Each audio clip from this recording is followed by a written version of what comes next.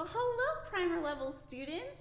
I'm really excited to work with you a little bit today since I don't get to see you guys as much anymore. We're going to talk a little bit about what your practice session would look like on a daily basis.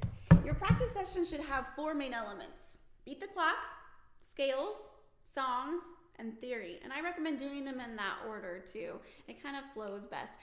Always start with beat the clock first because usually it gets forgotten otherwise. So just do it at the beginning and then you're all done.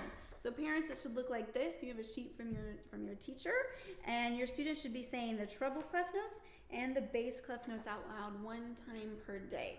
Only once. That's it. That's all it needs, and huge impact on their future sight reading skills and such. If you do not know how to read music, that's fine. I have a parent cheat sheet just for you, and it has the letters written out. So let me know, and I can send that over to you. The next thing we get is scales. And what do we need when we practice our scales? We need our metronome. That's right, at 120 beats a minute. And we're going to play our pentascales. It's a 5-note scale, starting with your major. And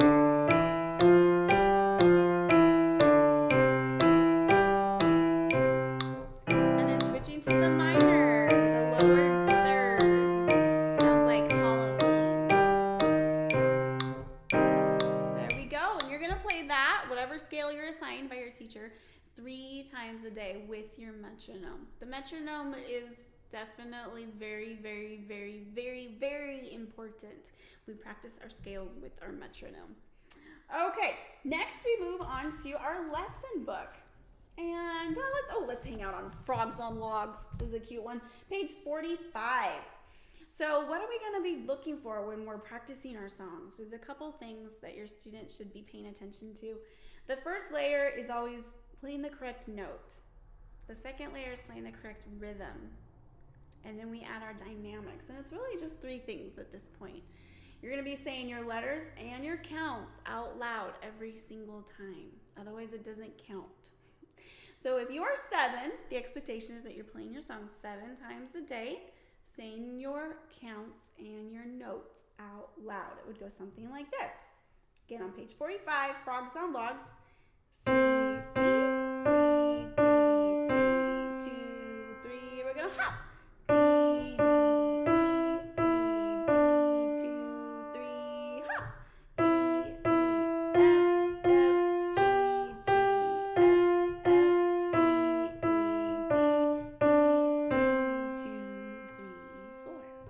So that's what that would sound like, and you would play it 7 times a day. And by the end of that week, you're going to know your song. It's going to be confident, and there's going to be no guessing work.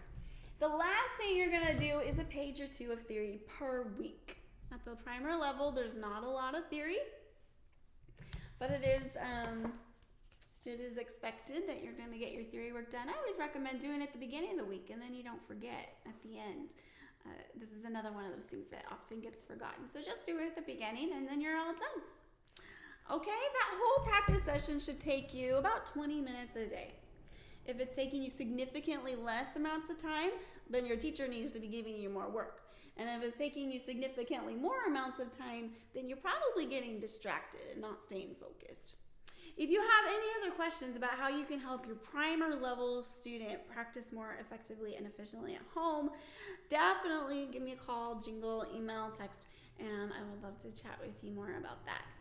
Okay, until then, primer level students, I'll see you later.